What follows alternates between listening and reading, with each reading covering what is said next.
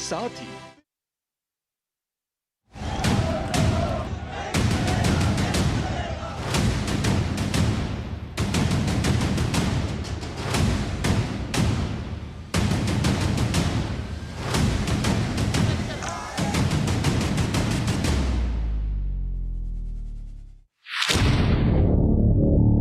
आजादी के बाद रियासती दौर से निकलकर जब देवभूमि हिमाचल में राजशाही अपने आखिरी दौर में थी, तो यहाँ पूरे देश की तरह राजनीतिक परिस्थितियां पैदा हुई, विद्रोह पैदा हुए। राजाओं महाराजाओं ने अपने रियासतों के विलय को लेकर आपत्तियां जताई, लेकिन धीरे धीरे हालात सुधरे और भारत एक सशक्त लोकतंत्र की शक्ल लेने में कामयाब रहा। लेकिन अब इस लोकतांत्रिक ढांचे के साथ छेड़छाड़ के, इसके ताने बाने को तहस महस करने के आरोप लग रहे हैं, ऐसी कोशिशें की जा रही हैं। नमस्कार, आज के इस खास कार्यक्रम में आप सभी का स्वागत है। मैं हूं आपके साथ धर्म प्रकाश। देवभूमि में बाहरी और स्थानीय के बीच का विवाद आरोप प्रत्यारोप से होता हुआ राजनीतिक बयानबाजी तक पहुंच गया है। विद्रोह हो रहे हैं, प्रदर्शन हो रहे हैं, नारेबाजी हो रही है, धरने दिए जा रहे हैं। इस आक्रोश की वजह क्या है? इस आक्रोश की शुरुआत कैसे हुई और इस आक्रोश की वजह से प्रदेश में जो हालात पैदा हो रहे हैं उसकी वजह क्या है? इस सब के बारे में इस खास कार्यक्रम में आज हम बात करेंगे। लेकिन सबसे पहले आपको इस रिपोर्ट के जरिए दिखाते हैं कि हिमाचल प्रदेश में बाहरियों के आने का, उनके पंजीकरण का और उनके आने की वजह से यहाँ के स्थानीय लोगों में जो नाराजगी पैदा हो रही है उसकी जड़ें कहाँ पर है, उनका आधार क्या है और अभी की जो स्थिति हिमाचल की है वो क्या है, कैसी है और उसकी वजह क्या है, ये खास रिपोर्ट सबसे पहले आपको दिखाते हैं।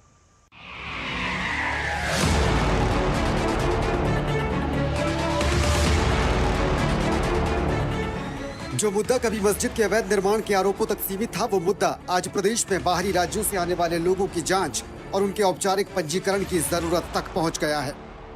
और अब आवाज ये उठ रही है कि बाहरी राज्यों से आने वाले लोगों, खासकर समुदाय विशेष पर सरकार नजर रखे और उनका एक सही रिकॉर्ड मेंटेन करते हुए उनकी निगरानी करे। संजौली से जब विवाद शुरू हुआ तो उसके बाद हिमाचल के दूसरे जिलों में भी इसे लेकर लोगों ने बड़े स्तर पर प्रदर्शन किए।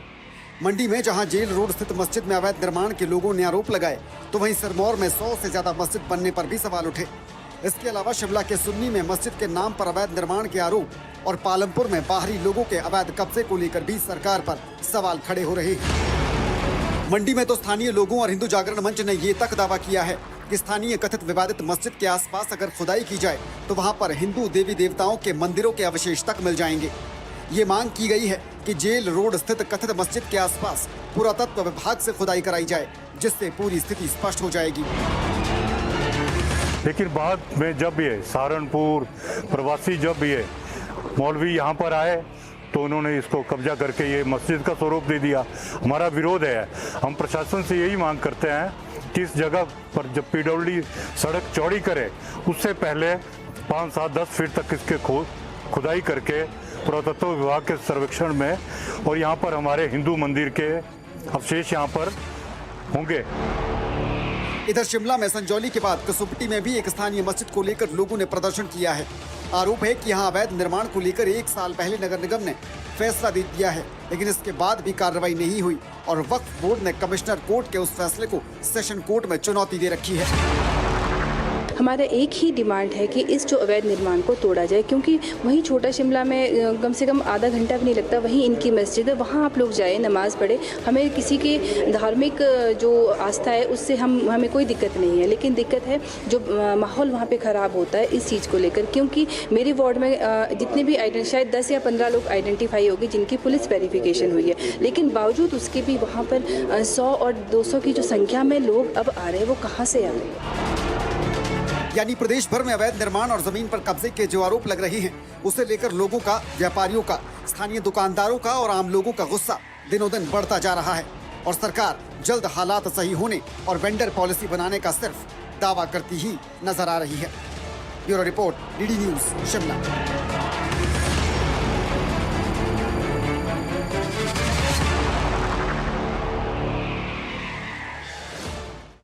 तो सवाल सिर्फ इतना है कि हिमाचल के बाहर से जब लोग हिमाचल में आते हैं, यहाँ पर रेड़ी फड़ी लगाते हैं, दर्जी का काम करते हैं, कामगारी करते हैं, दुकानदारी करते हैं, तो उन लोगों का एक रिकॉर्ड सरकार के पास क्यों नहीं है, उनका पंजीकरण क्यों नहीं किया जाता, उनके इन्फॉर्मेशन का एक डेटा बैंक स्टेट गवर्नमेंट के पास क्यों मेंटेन नहीं है। इसी को लेकर पूरा बवाल है, इसी को लेकर पूरी नाराज़गी है और इसी को लेकर जो सवाल है वो खड़े हो रहे हैं। इस बीच अगर हम सिर्फ समुदाय विशेष की बात करें तो आंकड़े बताते हैं कि साल 2001 की जनगणना के मुताबिक देवभूमि हिमाचल में जो समुदाय विशेष जिसको लेकर इतने सवाल उठ रहे हैं उनकी आबादी करीब 1,20,000 के आसपास थी।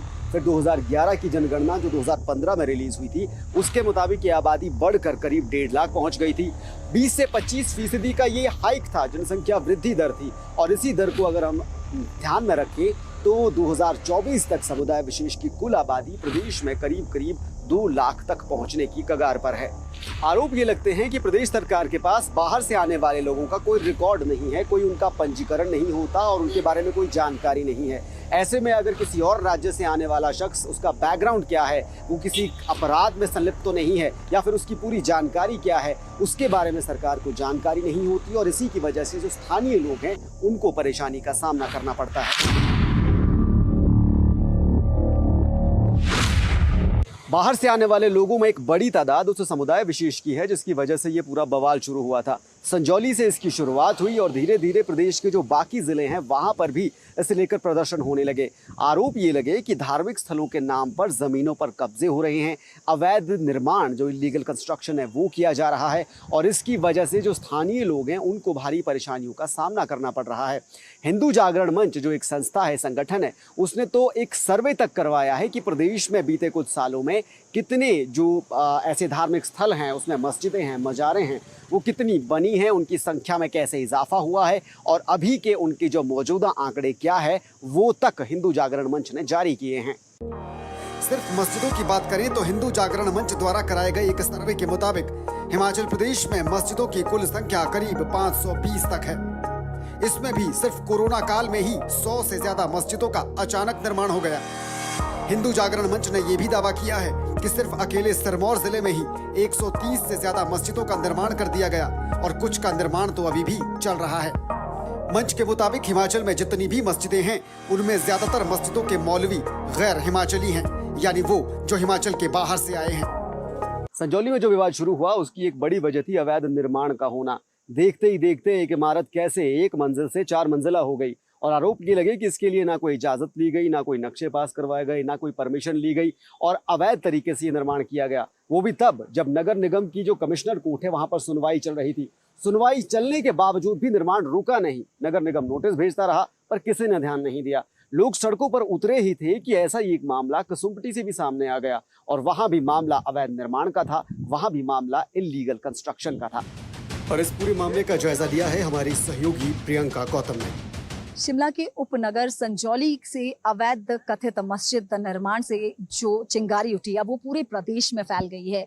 लोग जो है वो पूरे प्रदेश से नाराज लग रहे हैं, काफी रोष में नजर आ रहे हैं। अब ना मात्र शिमला में बल्कि शिमला के आसपास के इलाकों से भी अवैध मस्जिद के जो मामले हैं वो आ रहे हैं। रामपुर में भी अवैध मस्जिद का एक मामला सामने आया है, लोगों ने इसे लेकर प्रदर्शन किया। सुन्नी से पिछले दिनों जो है अवैध मस्जिद को लेकर लोगों द्वारा प्रदर्शन किया। मंडी के मामले से सभी वाकिफ है, मंडी में भी अवैध मस्जिद जो है अब काफी हिस्सा उसका गिरा दिया गया है, वो मामला प्रदेश में आया। अब जो है पूरे प्रदेश से इस तरह के मामले आने शुरू हो गए हैं। कसुम्पटी में जो अवैध मस्जिद का मामला है उसको 1 साल पहले ही सॉल्व कर दिया गया था नगर निगम की तरफ से। नगर निगम के कमिश्नर ने इस पर डिसीजन दे दिया था कि ये मस्जिद को गिराया जाए, लेकिन वक्फ बोर्ड ने इस डिसीजन को चैलेंज किया है सेशन कोर्ट में, इसीलिए ये अवैध मस्जिद अभी तक गिरी नहीं है। कुसुम्पटी के जो स्थानीय लोग हैं वो कमिश्नर से मिले, उन्होंने ज्ञापन सौंपा है कि जल्द से जल्द इस मस्जिद को गिराया जाए क्योंकि ये अवैध है। तो कुल मिलाकर पूरे प्रदेश से अब लोगों की आवाजें जो है मुखर होने लगी हैं, लोग प्रदर्शन कर रहे हैं, लोगों में रोष है।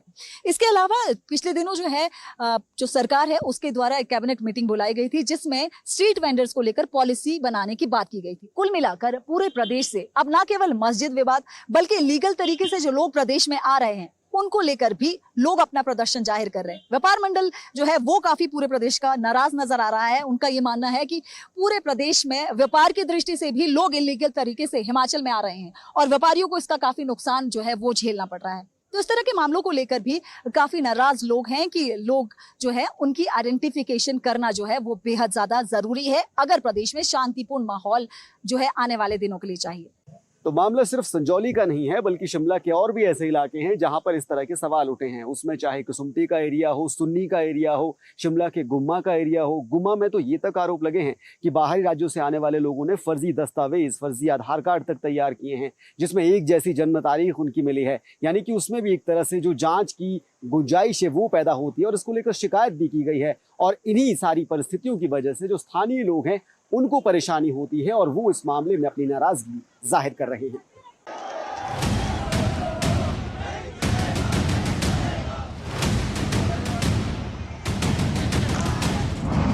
देवभूमि में फर्जी आधार कार्ड वाले प्रवासियों का डेरा। प्रवासियों में ज्यादातर लोगों की जन्म तारीख एक जैसी कैसे? क्या देवभूमि में चल रहा है धर्म के नाम पर कब्जे का खेल? हिमाचल में दूसरे राज्यों से आने वालों की असली पहचान क्या? ये सवाल हम नहीं उठा रहे, ये सवाल उठा रहे हैं वो लोग जो सदियों से देवभूमि में बसे हैं, जो सदियों से जमीन पर अपनी पीढ़ियां गुजार चुके हैं। इसमें हिंदू भी है, इसमें मुस्लिम भी है, लेकिन बाहरी राज्यों से आने वालों की खैर खबर आखिर प्रदेश सरकार को क्यों नहीं है? इसे लेकर स्थानीय लोगों में नाराजगी है, खासकर उस समुदाय विशेष को लेकर जिसका आंकड़ा प्रदेश में अचानक बढ़ने लगा है और जिसे लेकर सरकार पर सवाल खड़े हो रहे हैं। शिमला के गुम्मा में प्रवासियों पर फर्जी आधार कार्ड बनाने के आरोप लगे। शिमला के सुन्नी क्षेत्र में सरकारी जमीन पर अवैध मस्जिद बनाने के आरोप लगे। शिमला के रामपुर में प्रवासियों पर अवैध कब्जे के आरोप लगाए गए। हिमाचल के कुल्लू में और आपको सीधे लिए चलते हैं सिकंदराबाद, जहां पर राष्ट्रपति द्रौपदी मुर्मू भारतीय कला महोत्सव का उद्घाटन समारोह में शामिल हो रही हैं।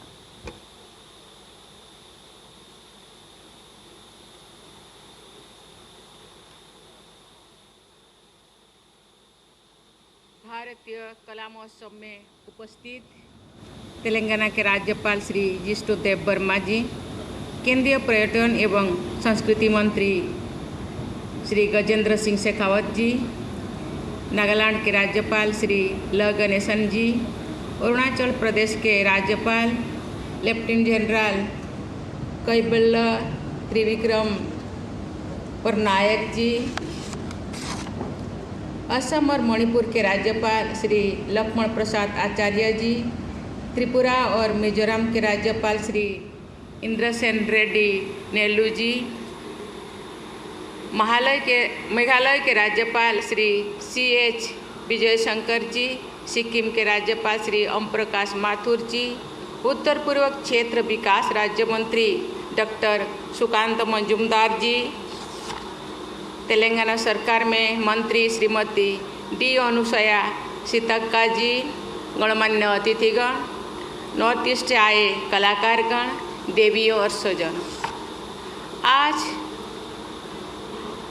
हम सब राष्ट्रपति निलय में देश की समृद्ध संस्कृति और विविधता में एकता का उत्सव मना रहे हैं। हम यहाँ पूर्वोत्तर भारत की अनूठी कला संस्कृति को जीवंत रूप से देख रहे हैं। मुझे यहाँ के पवेलियंस में उत्कृष्ट हस्तशिल्पी, हथकरघा और अन्य कलाओं का प्रदर्शन देखने को मिला है। पूर्वोत्तर के GI उत्पादों से लेकर असम के माजुली मास्क, त्रिपुरा के रंगमाई कपड़ा, अरुणाचल प्रदेश के मोम्पा वस्त्र और मिजोरम के उचेंग कपड़ा, प्रत्येक उत्पाद अपने आप में अनूठी है। नागालैंड के कारीगरों द्वारा नेटल यार्न की हैंड स्पिनिंग, मणिपुर के लोटस स्किल निकालने की प्रक्रिया, मेघालय की खेनेक कढ़ाई और सिक्किम की थंका पेंटिंग को देखकर बहुत अच्छा महसूस हो रही। देवियों और स्वजनों, पूर्वोत्तर के राज्यों की सांस्कृतिक विविधता, उनके लोकनृत्य, संगीत, कला और पारंपरिक पहचान हमारे देश की धरोहर है। ये क्षेत्र की परंपरा और समुदायों की जानकारी से सभी देशवासियों को और अधिक परिचित कराने की दिशा में ये महोत्सव एक प्रयास है। मुझे विश्वास है कि ये सांस्कृतिक उत्सव पूर्वोत्तर और दक्षिण भारत के बीच एक सेतु के रूप में कार्य करेगा।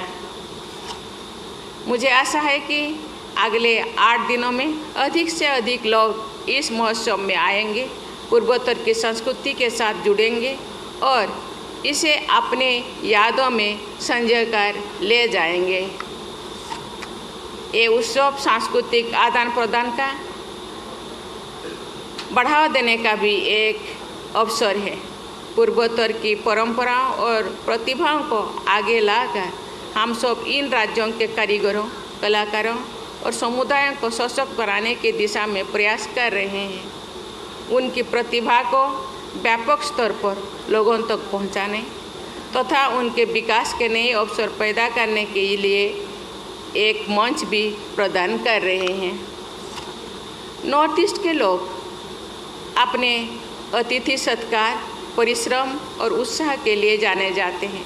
मैं जब भी वहाँ के राज्यों में गई हूँ, मुझे लोगों का भरपूर स्नेह मिला है। इस वर्ष फरवरी में राष्ट्रपति भवन में विविधता का अमृत महोत्सव आयोजन किया गया था।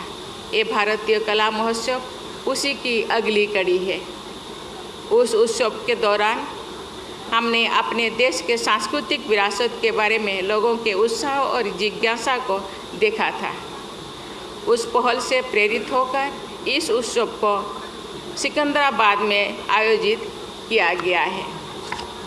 देवियों और स्वजनों, हमारे देश की समृद्ध सांस्कृतिक धरोहर को सहेजना और इसे आगे वाली पीढ़ियों तक पहुंचाना हमारी सामूहिक जिम्मेदारी है। भारत सरकार की एक भारत श्रेष्ठ भारत की पहल के अंतर्गत राज्यों के बीच सांस्कृतिक आदान प्रदान को प्रोत्साहित किया जा रहा है। इस अवसर पर मैं आप सबको ये बताना चाहूँगी कि राष्ट्रपति भवन के साथ साथ राष्ट्रपति निवास शिमला और राष्ट्रपति निलयम सिकंदराबाद के द्वारा सामान्य लोगों के लिए खुले रहते हैं। इस संप्रदायों का भ्रमण करके लोगों को हमारे देश के समृद्ध विरासत और संस्कृति के बारे में जानने का अवसर मिल रहा है। मैं सभी कलाकारों और कारीगरों की सराहना करती हूँ जो इस महोत्सव को सफल बनाने के लिए यहाँ आए हैं। आपकी प्रतिभा और समर्पण प्रशंसनीय है। मैं इस आयोजन के लिए डोनर मंत्रालय और संस्कृति मंत्रालय की भी सराहना करती हूँ। मुझे विश्वास है सभी संस्थाओं की ओर से सामान्य जन की भागीदारी से ये प्रयास सफल होंगे। मैं विशेष आग्रह करना चाहूँगी कि तेलंगाना के राज्यपाल और यहाँ उपस्थित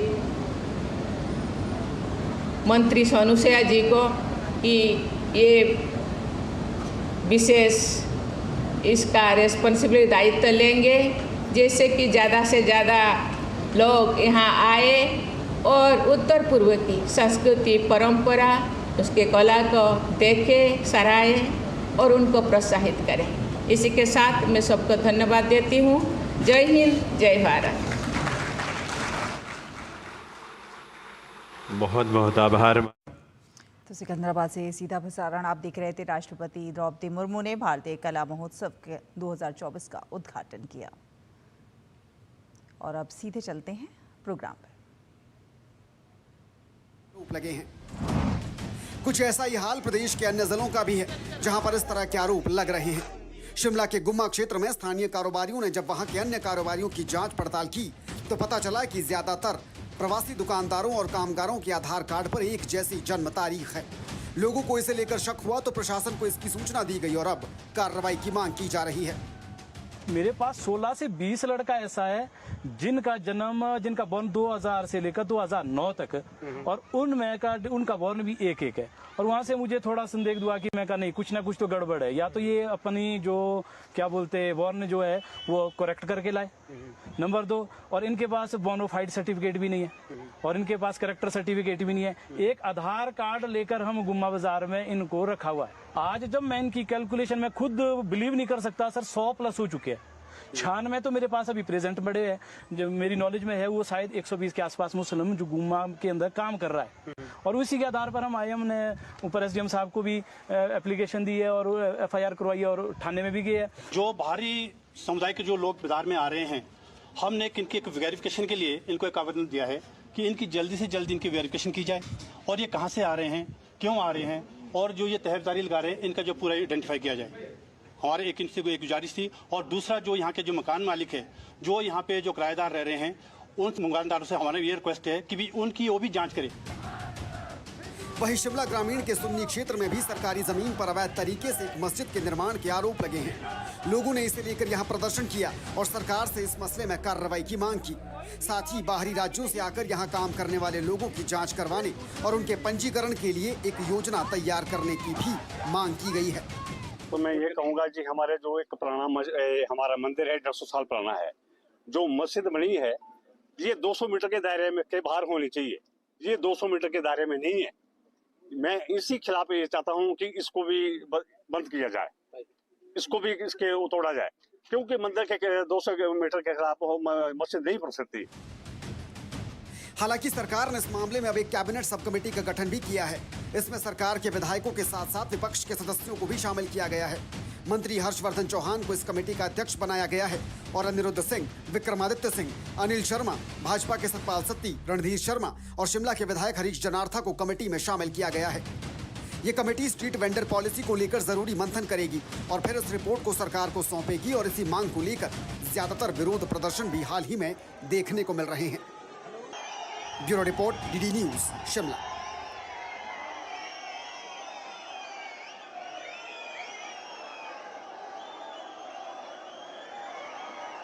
और शिमला और कुल्लू के बाद अब एक तस्वीर आपको मंडी की भी हम दिखाते हैं, क्योंकि मंडी में भी मामला कुछ न कुछ संजौली से मिलता जुलता ही नजर आया है। यहाँ पर भी आरोप ये लगे हैं कि अवैध निर्माण किया गया, इलीगल कंस्ट्रक्शन किया गया, तथ्यों को दरकिनार किया गया।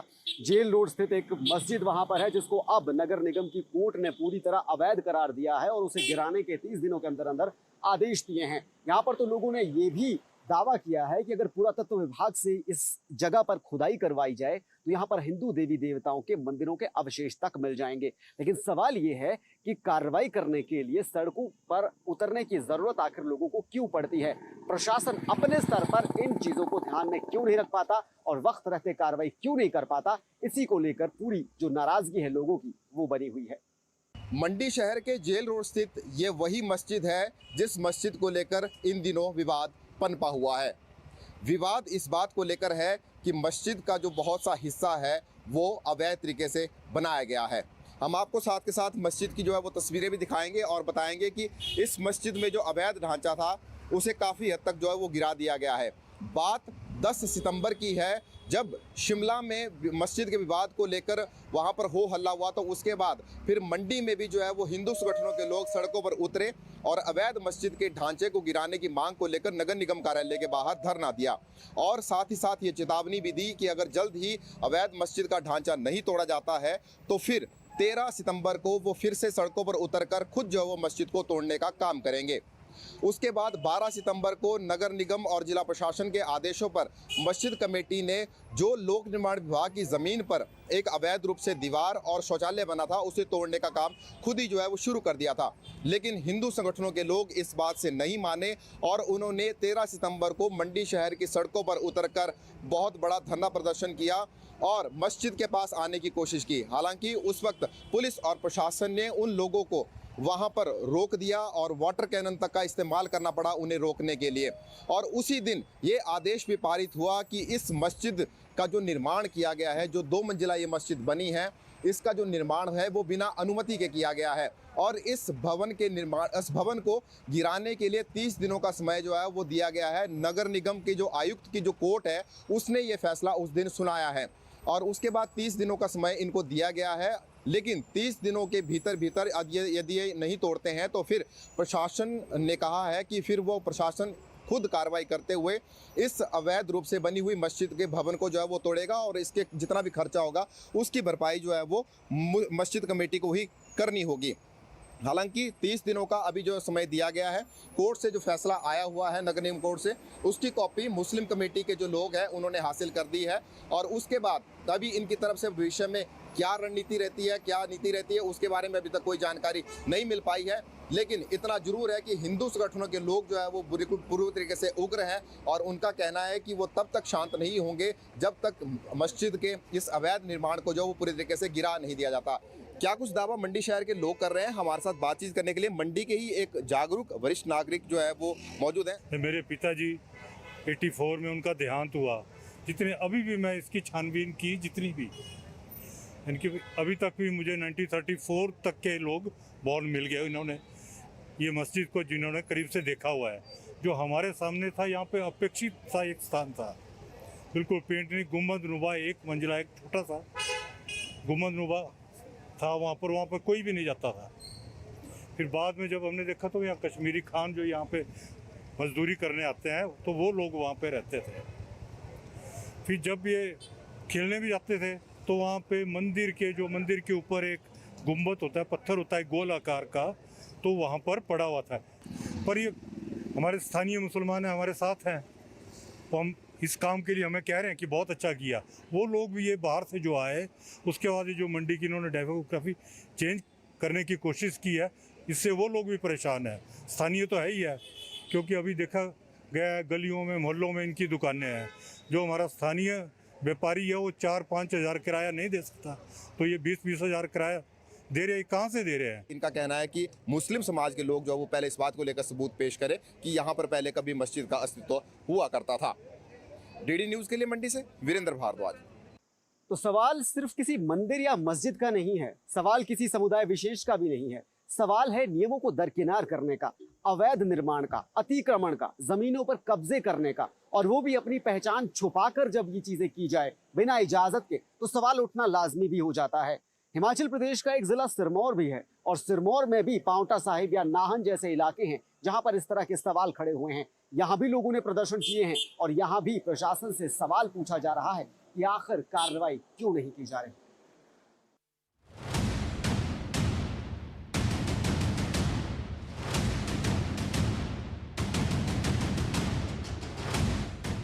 बाहरी प्रवासियों से नाराजगी सिर्फ हिंदू संगठनों को या स्थानीय हिंदू कारोबारियों को ही नहीं है, बल्कि मुस्लिम समुदाय के वो लोग जो यहाँ पीढ़ियों से रह रहे हैं या फिर कारोबार कर रहे हैं, उन्हें भी इससे परेशानी है, और वो भी इस मामले में सरकार से कार्रवाई की मांग कर रहे हैं। सिरमौर में स्थानीय मुस्लिम कारोबारियों ने बाहरी राज्यों से आने वाले लोगों को लेकर नाराजगी जताई है।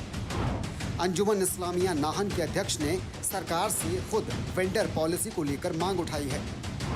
बाहरी राज्यों से आने वाले लोगों की जांच और उनके पंजीकरण को लेकर भी मांग की जा रही है। अंजुमन इस्लामिया के मुताबिक अवैध कब्जे या निर्माण की वजह से स्थानीय मुस्लिम भी बदनाम हो रहे हैं। देखिए सर, ऐसा है कि बाहर से लोग व्यापारी कहीं भी आकर रोजगार कर सकता है, इसमें कोई बुराई नहीं है। लेकिन अगर आप किसी शहर में जाते हो, रहते हो, खाते हो, पीते हो, रोजगार करते हो, तो आपको चाहिए कि उस शहर के जो प्रशासन है वहाँ पर अपने डॉक्यूमेंट चेक कराए। दिक्कत क्या है उसमें चेक कराने में? लेकिन लोग सुनते ही नहीं। जो बाहर से आए हुए व्यापारी होते हैं, उनको बता भी दिया हम लोगों ने कि अपने डॉक्यूमेंट चेक करा लो। ये बोलते हैं जी अभी 10 दिन लेंगे, 15 दिन लेंगे, 3 महीने हो गए कहते इन लोगों को। तो अगर ये लोग नहीं मानते भैया, तो जैसे ही प्रशासन इनके ऊपर कार्रवाई करे वो करनी चाहिए फिर तो। क्योंकि बाहर देखो, एक बदनाम तो हुआ है हिमाचल जो बदनाम हुआ है वो बाहर के लोगों से ही हुआ है, इसमें कोई दो राय नहीं है। वहीं राष्ट्रीय बजरंग दल और हिंदू जागरण मंच के मुताबिक सिरमौर जिले में 130 से भी ज्यादा मस्जिदें हैं, जिनमें ज्यादातर अवैध तरीके से बनाई गई है। मंच का दावा है कि कोरोना काल में ही यहाँ पर अचानक से 100 से ज्यादा मस्जिदों का निर्माण किया गया, और आरोप ये भी है कि धर्म के नाम पर अवैध तरीके से जमीन पर कब्जे का खेल चल रहा है। इसे लेकर उन्होंने सरकार से तुरंत कार्रवाई की मांग की है। अवैध निर्माण आप देख सकते हैं हिमाचल में किस हिसाब से बढ़ रहा है, उसी हिसाब से हम चाहते हैं कि हमारे जिला सिरमौर में भी जो अवैध निर्माण है इसके ऊपर, खासकर मस्जिदों पर, इसके ऊपर जो है हमारा गवर्नमेंट जो है थोड़ा ध्यान दे, क्योंकि ये बिल्कुल ही अवैध रूप से जो है हिमाचल प्रदेश में फैले जा रहे हैं। सेकंड थिंग ये भी बहुत इंपॉर्टेंट है कि इनके कारण जो लोकल मुसलमान हैं वो भी बदनाम हो रहे हैं, क्योंकि बाहरी राज्य से आए हुए मुसलमान ही हैं जो मेनली क्राइम करते हैं। आपने रिसेंटली भी देखा होगा जितने भी हिमाचल में कांड हुए हैं या जितने भी हिमाचल में जो भी इलीगल एक्टिविटीज़ हुई हैं वो बाहरी राज्य के मुसलमानों द्वारा ही की गई। तो हमारा यही है कि जितने भी ये लोग हैं इनकी वेरिफिकेशन हो। और एक चीज़ ये भी इंपॉर्टेंट है कि वेरिफिकेशन ऐसे नहीं होनी चाहिए कि फैमिली का एक बंदा है तो खाली एक बंदे की वेरिफिकेशन हो, फैमिली में 10 बंदे हैं तो 10 की वेरिफिकेशन होनी बहुत इंपॉर्टेंट है। सिरमौर जिले के पांवटा साहिब में भी हिंदू संगठनों ने प्रदर्शन करके आरोप लगाए हैं कि यहाँ भी बड़ी संख्या में बाहरी राज्यों से विशेष समुदाय के लोग पहुँच रहे हैं, जिनका कोई रिकॉर्ड नहीं है और ये अवैध निर्माण या फिर अवैध गतिविधियों को अंजाम दे रहे हैं। उन्होंने इस मामले में प्रशासन से तुरंत कार्रवाई किए जाने की मांग उठाई है। Bureau report, DD news, Shimla.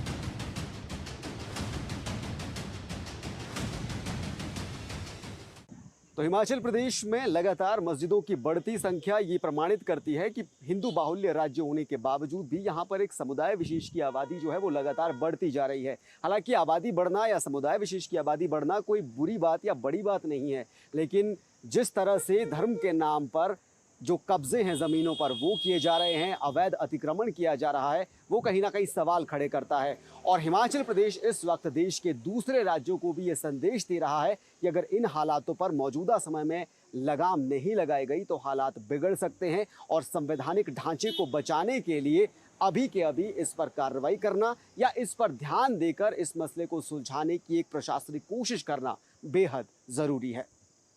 आज के इस खास कार्यक्रम में अभी के लिए इतना ही। दीजिए इजाजत। नमस्कार।